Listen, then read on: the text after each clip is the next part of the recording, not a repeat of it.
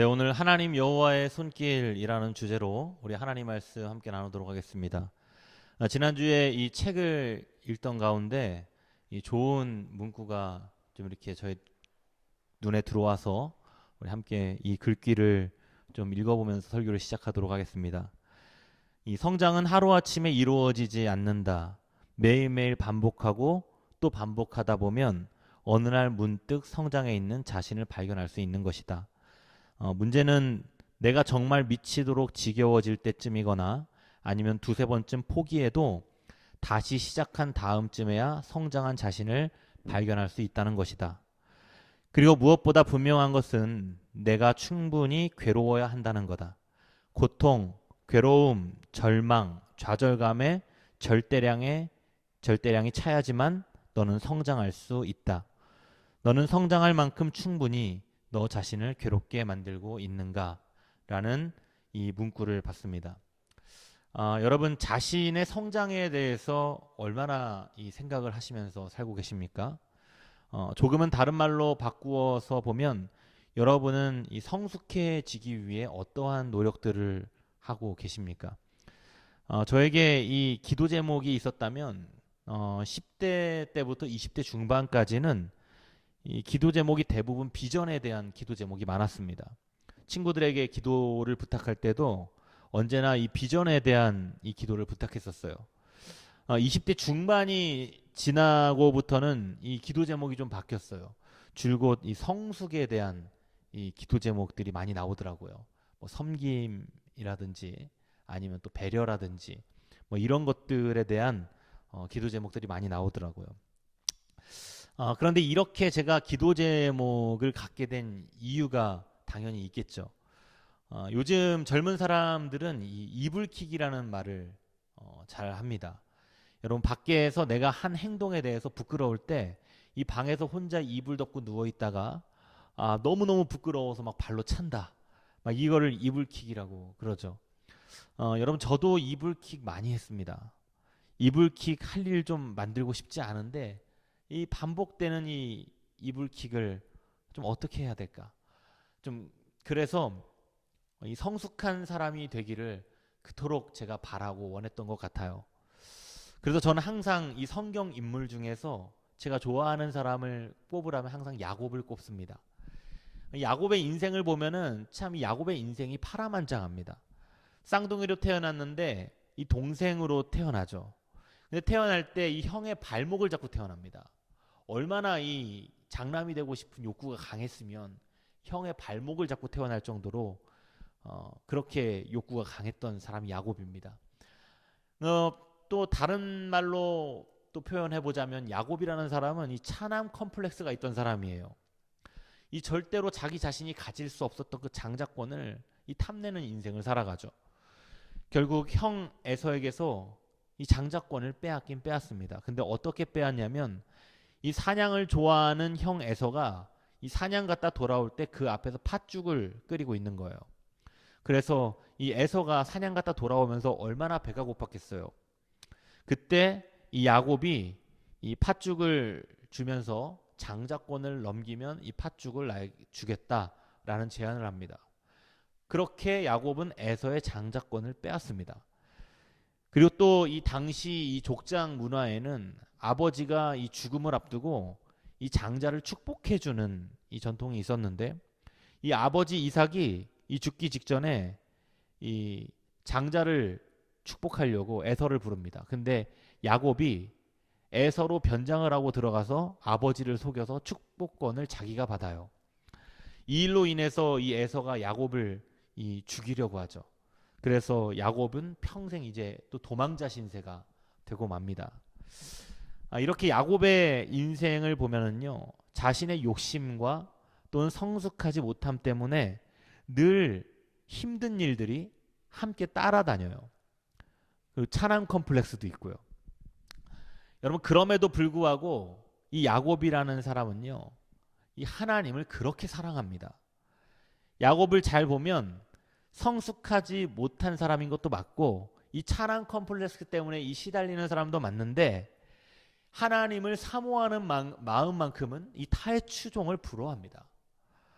사실 에서에게서 빼앗고 싶은 것도 이 조상으로부터 내려오는 하나님의 그 축복권인 장자권을 갖고 싶은 거였고, 그리고 훗날에 이제 약복강에서 이제 하나님의 천사와 씨름을 하게 되는데, 그때 이제 야곱이 하나님의 천사에게 원하는 것도 축복입니다. 하나님의 축복을 나에게 주지 않고는 절대로 할 수 없다. 그래서 그 씨름에서 결국에는 야곱이 이깁니다. 하나님의 천사가 얼마나 징했으면 이 야곱의 환도뼈를 부러뜨려 가지고 이 씨름이 끝납니다. 결국에는 이 하나님의 천사 때문에 야곱은 평생 절름발이로 살게 되지만 하나님의 엄청난 축복을 받게 되죠. 그래서 저는 이 야곱이라는 사람이 너무나도 좋아요.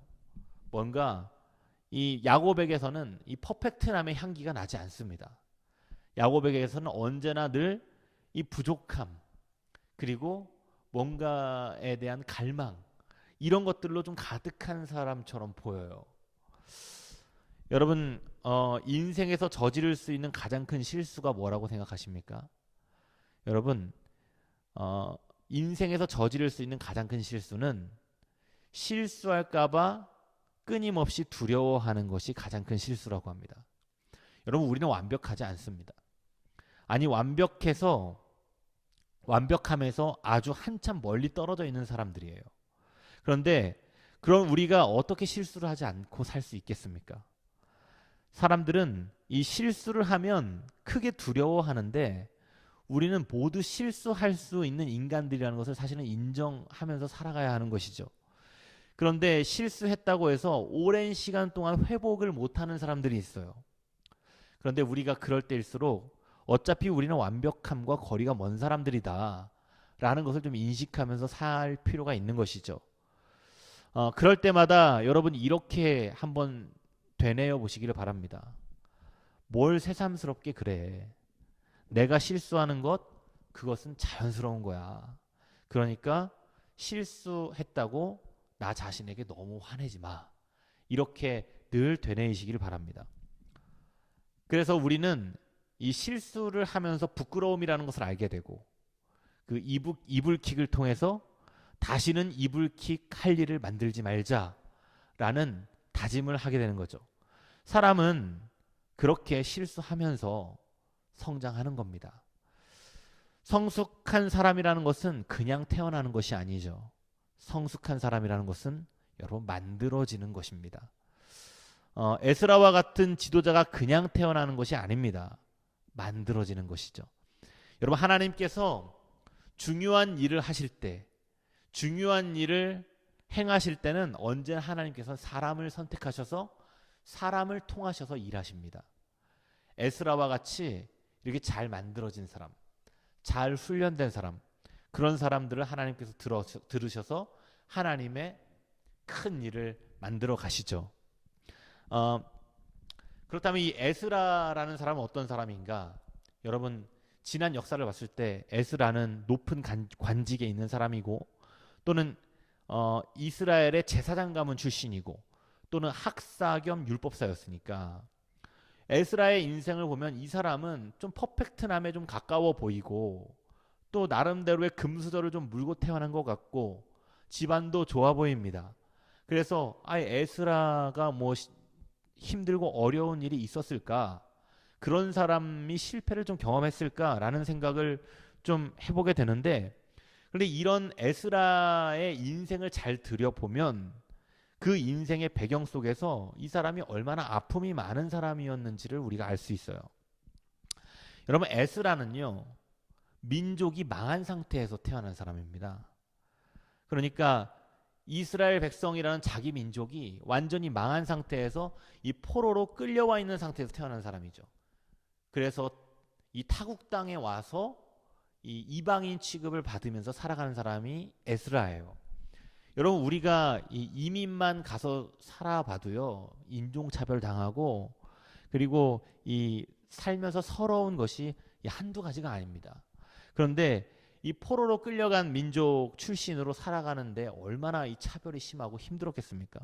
더 중요한 것은 여러분, 에스라는 이스라엘의 제사장 가문 출신입니다. 그런데 제사장 가문 출신으로 태어나서 예루살렘 성전이 무너진 상태로 한 번도 제사를 그 지내보지 못한 상태에서 또 살아간다는 것도 또 굉장히 또 속상한 일이 아닐 수 없습니다.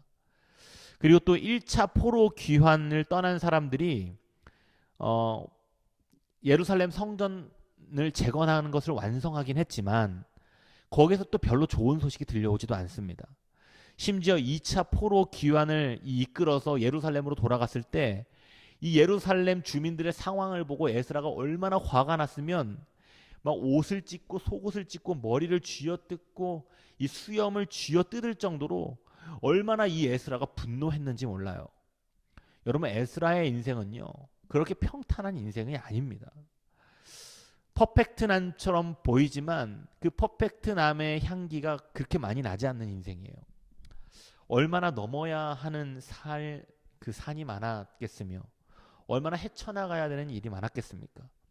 에스라는 지금 2차 포로 귀환이라는 이 중대한 하나님의 이 사역의 이 지도자가 되는 것입니다. 그 2차 포로 귀환을 하겠다고 결단했을 때 바로 이 아닥사스다 왕이 적극적으로 지지를 하게 돼요. 아낌없이 에스라를 지원하게 됩니다. 이것이 여러분 무엇이 기반이 되었기 때문이라고 생각하십니까? 바로 에스라에 대한 신뢰 때문에 그런 겁니다. 여러분, 에스라가 포로로 끌려온 민족으로 살면서 온갖 차별과 아픔 속에서도 왕의 신하가 됩니다. 그리고 거기에서 이 왕의 신뢰까지 받는 그런 사람이 되어요.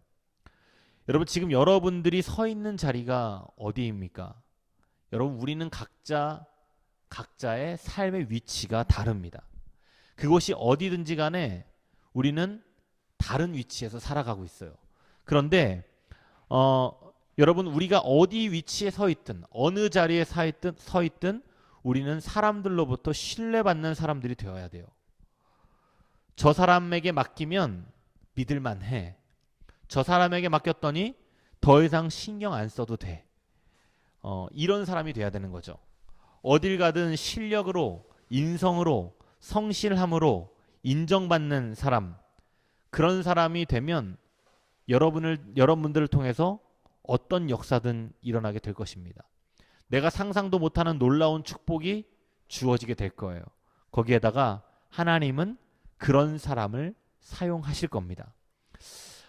에스라는 이 페르시아에서도 높은 관직을 가지고 있었습니다. 거기에다가 이스라엘의 제사장이었고 그리고 율법을 가르친 학사였어요.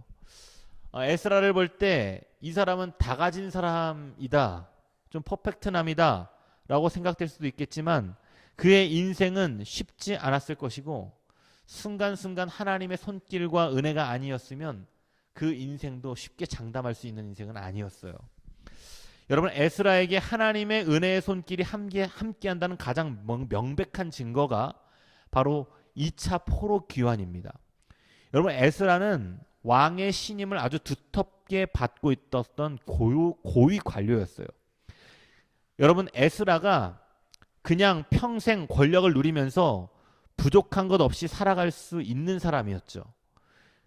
그야말로 사람들이 좋아하는 그 안정감 있는 인생, 그리고 누릴 거 다 누릴 수 있는 인생, 그냥 페르시아에 붙어 있으면 그렇게 살 수 있는 인생이었어요. 그런데 에스라는 그 모든 것을 포기하고 예루살렘으로 돌아갈 것을 선택하게 됩니다. 여러분, 예루살렘으로 돌아가 봐야 별로 좋을 거 없습니다. 거기는 뭐든지 다 불안한 곳이고 불안전한 곳이, 아무것도 보장받을 것 없는 곳이 예루살렘이었으니까요. 페르시아의 왕인 아닥사스다조차 이 에스라의 이 신앙과 열심을 인정하고 그리고 그를 돕기 시작합니다. 특히 이 아닥사스다의 칙서를 보면 하나님을 인정하고 있는 것 같은 발언이 굉장히 수차례 등장을 합니다. 물론 당시에 이 페르시아의 왕들은 다신교적인 신앙들을 갖고 있어서 이 하나님을 유일신 하나님으로 믿는 게 아니라 자신들이 믿고 있는 수많은 신들 중에 한 사람으로 한 분으로 하나님을 인정한 것이지만 에스라의 그 진실한 신앙과 그리고 그를 신뢰하는 마음만큼은 분명했던 것이죠. 여러분, 신앙인들은 불신자들에게 하나님을 전해야 하는 것이 사명입니다. 그런데 불신자들에게 하나님을 전하고자 하나님을 보여주시는 것은 여러분 말로만 할 수 있는 게 아니에요. 삶과 행동으로 보여줘야 되는 겁니다. 여러분 아닥사스다 왕에게 에스라 하면 떠오르는 이미지가 두 가지가 있는데, 하나는 저 사람은 신뢰할 만한 사람, 또 다른 한 가지는 저 사람은 하나님의 사람. 여러분 그러니까 아닥사스다 왕은 이 에스라를 볼 때마다 에스라는 신뢰할 만한 사람, 저 사람은 하나님의 사람, 이게 떠오르는 거예요.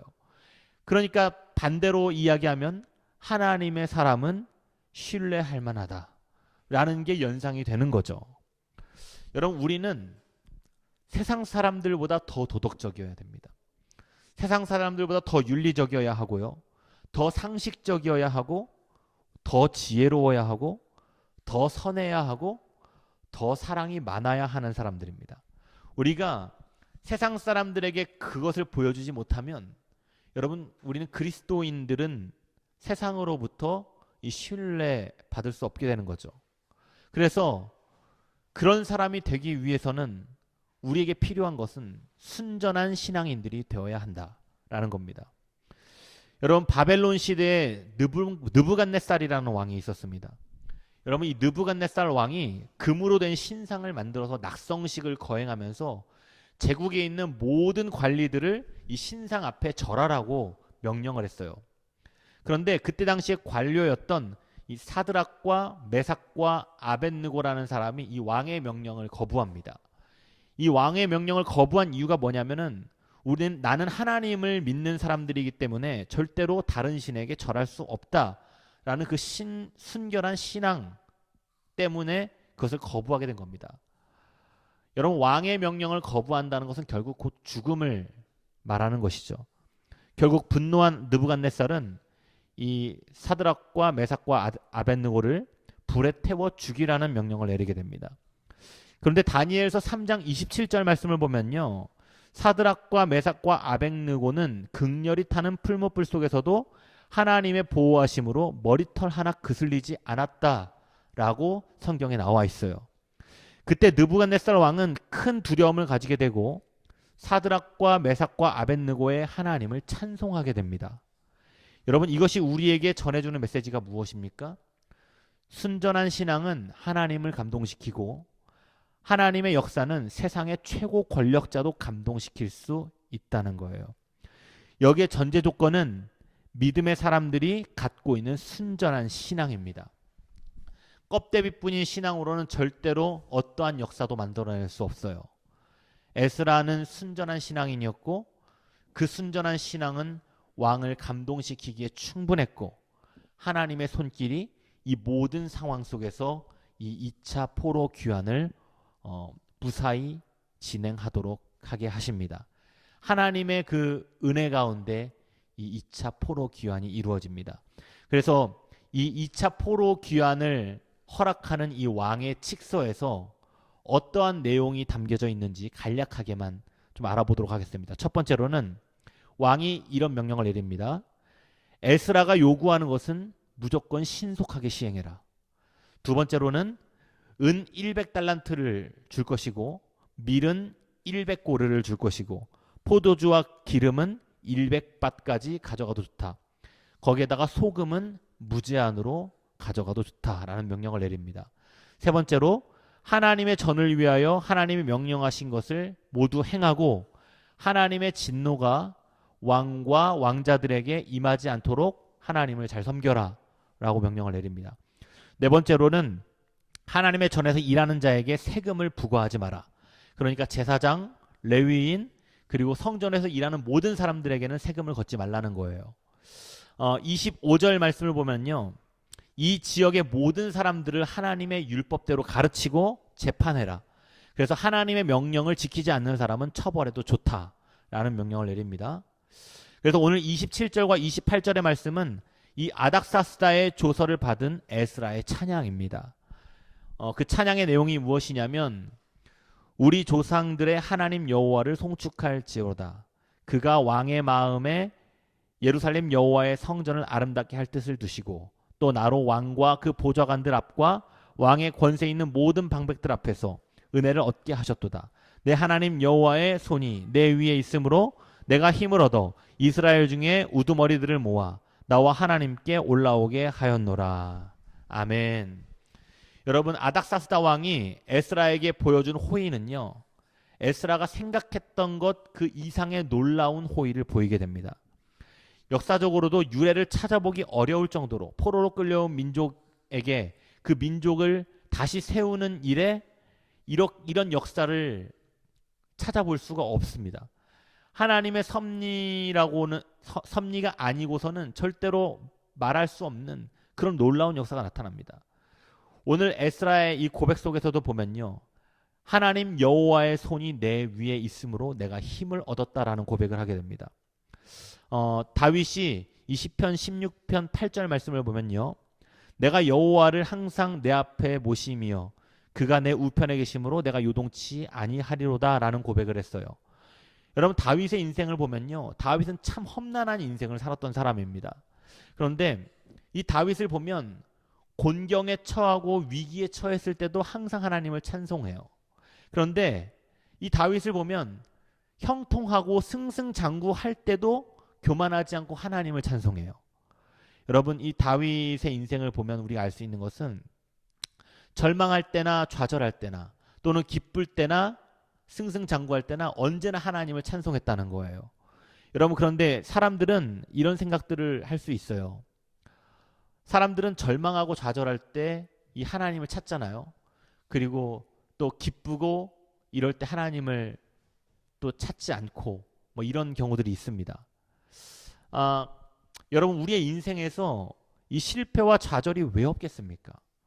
다윗도 실패했고 야곱도 실패했습니다. 그리고 에스라의 인생도 쉽지 않았어요. 사람들은 실패하면 여러분 세상이 끝난 것처럼 좌절하고 절망합니다. 반면에 조금이라도 성공했다 싶으면 금방 어깨에 힘 들어가고 뽐내고 그리고 금방 교만해집니다. 여러분, 신앙인들이 언제나 자기 자신을 낮추고 기도해야 하는 이유는 우리는 전능하신 하나님 앞에서 너무나도 연약한 존재들이기 때문에 그래요. 실패했다고 해서 너무 좌절할 필요도 없고, 내가 승승장구한다고 해서 형통한다고 해서 너무 어깨에 힘들어가고 교만을 해야 할 필요도 없습니다. 이 세상 모든 것은 하나님의 손에 달려 있고, 그리고 하나님이 모든 역사를 주관하신다는 사실을 믿는다면 우리는 언제나 하나님 앞에서 겸손하고 자기를 낮춰야 되는 것입니다. 실패해도 다시 일어날 수 있고, 성공해도 겸손하고 자기 자신을 낮추는 인생을 살아가야 한다는 것을 여러분 믿으시길 바랍니다. 그래서 그런 인생을 살아가는 사람들을 뭐라고 부르냐면 바로 구별된 사람들이다라고 말하는 거예요. 하나님의 살아계심을 믿는 삶, 하나님 앞에서 한없이 겸손한 삶, 우리는 이렇게 세상과 구별된 삶을 살아가야 하는 것입니다. 오늘 성경에서 에스라가 고백하는 것처럼 그 여호와의 하나님의 손길이 있었기에 에스라는 용기를 낼 수 있었고, 예루살렘으로 다시 돌아가서 다시 하나님의 백성과 하나님의 성전을 아름답게 만들어갈 수 있었다는 겁니다. 사랑하는 세계롭게 성도 여러분, 우리의 삶이 실패의 연속이라도 너무 좌절하고 절망하지 마십시오. 왜냐하면 전능하신 하나님이 우리의 삶을 주관하고 계시고 우리의 삶 속에서 하나님의 손길이 임하게 될 줄로 믿습니다. 또한 여러분의 삶이 지금 승승장구하고 성공하고 형통하고 계시다면 너무 교만하지 마시기를 바랍니다. 늘 하나님 앞에 엎드려서 겸손하시기를 바랍니다. 왜 그러냐면 하나님은 모든 것을 뒤집어 엎을 수 있는 전능하신 하나님이시기 때문에 그렇습니다. 그래서 우리가 할 수 있는 것은, 저와 여러분과 같이 연약한 우리 인간들이 할 수 있는 것은 언제나 늘 하나님께 엎드려서 겸손한 마음으로 하나님의 손길을 기대하는 거예요. 그 손길을 의지하는 겁니다. 그렇게 하루하루를 살아가시면서 전능하신 그 하나님 앞에서 그 하나님의 손길이 내 삶 위에 임하기를 기대하시면서 하루하루를 살아가시는 모든 성도님들이 되시길 바랍니다. 그런 기대함과 그런 겸손함과 그런 엎드림으로 살아가게 된다면 하나님께서는 반드시 우리의 삶을 만지시고 이끌어 가실 줄로 믿습니다. 여러분의 삶 위에 그 놀라운 하나님의 역사가 임하게 되기를 간절히 축복합니다. 기도하겠습니다. 살아계시고 역사하신 하나님 감사합니다. 하나님, 우리의 삶은, 우리의 인생의 여정은 언제나 아픔과 상처와 고통으로 하나님 뒤덮여 있습니다. 또한 어떨 때는 승승장구하고 형통할 때 내 마음 가운데 교만한 마음과 겸손하지 못한 마음들이 우리의 마음을 찾아오곤 합니다. 하나님, 근데 우리의 인생은 언제나 하나님의 손길이 임하지 않고는 살아갈 수 없는 연약한 인생임을 고백합니다. 하나님의 손길로 우리를 만지시고 우리를 이끄셔서 우리의 삶이 언제나 하나님을 의지하며 하나님 앞에서 겸허히 살아갈 수 있는 모든 세계롭게 성도들 될 수 있도록 주여 함께하여 주시옵소서. 지금은 우리를 사랑하사 십자가에 못 박혀 죽으시고 부활하신 예수 그리스도의 은혜와 하나님 아버지의 끝이 없으시고 한이 없으신 사랑하심과 보혜사 성령님의 감동하시는 놀라운 역사하심이 오늘 예배드리는 성도들 한 사람 한 사람 머리 위에, 이들의 가정 위에, 이들의 직장 위에, 그리고 이들의 모든 기업 위에 이제로부터 영원토록 함께 하시기를 간절히 축원하옵나이다. 아멘.